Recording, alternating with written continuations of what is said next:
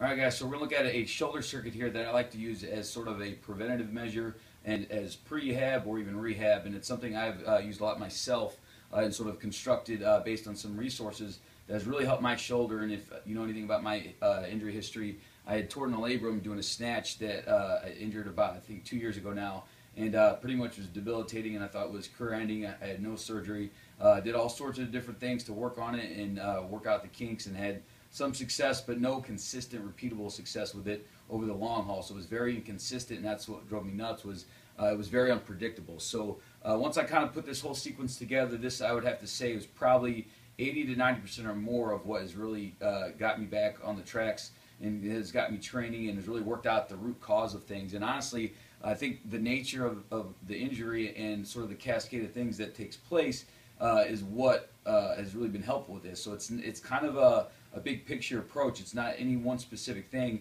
and it's really dealing with the whole sequence and cascade of stabilizers and synergistic muscle groups working together to work from a strengthening, or excuse me, a stretching and range of motion perspective for the shoulder, but also a general strengthening concept for the shoulder, the rotator cuff, and the whole cascade and the whole sequence there. So it was kind of a whole kitchen sink sort of approach, but it was very effective, and I felt actually pretty instant results from this. And you know, I'd say within even 1 week, it was just night and day how quickly this worked for me. So I was doing a lot of specific things that did do some help, but this was dealing with more of the huge range of motion and nature that the shoulder has to be able to go through in order to be successul. There's a lot of stuff I would do above and beyond this, and a lot of shoulder stability work I would add on top of this, but this is a nice little sequence to work on, to me, which was a big part of my issue, which was general range of motion through a multitude of degrees for the shoulder. So that was part of it, plus the strengthening side of it was a nice, cohesive, synergistic approach to this.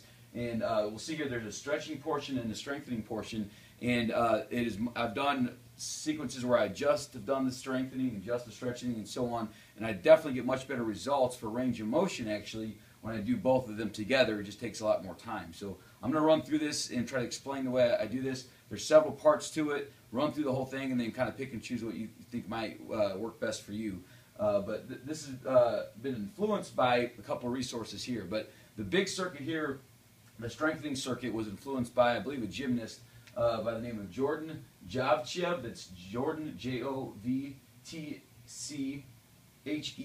And I believe he's got some sort of DVD out there. But I found a YouTube video of him doing this huge circuit, and it really intrigued me, so I went and tried that out. And sort of, it's very comprehensive, so I kind of picked and choose what was most necessary, but it's amazingly thorough for shoulder requirements and strengthening for the needs of a gymnast. So what I'm really looking at here is the general requirements of a shoulder, but even more specifically for me as a weightlifter and, say, CrossFitters and things of that nature. Overhead lifting and things like that.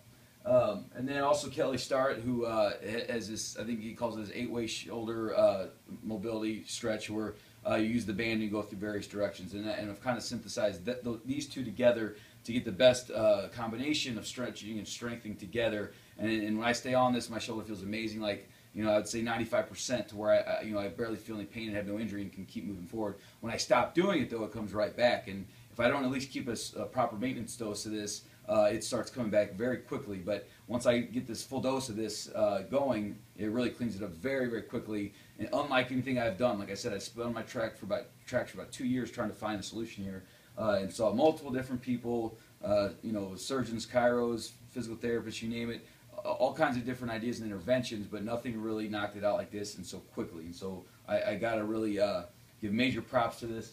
And this is something that, you know, whether you're an overhead athlete, weightlifter, you're doing CrossFit or anything like that, any postural flaws or problems, this will really work on a lot of that. And what I've noticed is a lot of the trigger points and problems I have in the upper trunk and extremities are basically worked out to where a lot of the trigger points I was getting, and a lot of those tight connections that were taking place were actually going away. So a lot of the popping and snapping I would get in my neck on a day-to-day basis, some of the trap trigger points, some of the trigger points around my scapula and shoulder blades, and say posterior and medial to my scapula towards the spine, a lot of those things started to actually disappear. And I would get a lot of trigger points around the side of my ribs and lats and everything, and those things are getting gone. And headaches and head tension has been minimized based on this approach. And so many other things have gotten cleaned up. And furthermore, I have a similar sequence I use for the hips as well, when I work on the hips and the shoulders together, so many big picture issues are gone, and so some of those individual minutia type things I might be looking at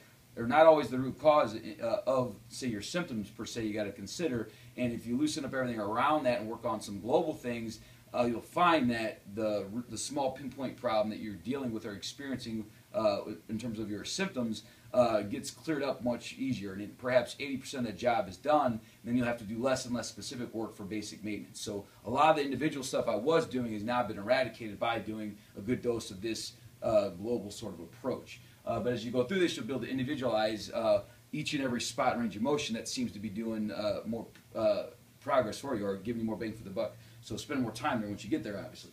So there's where this was kind of born from.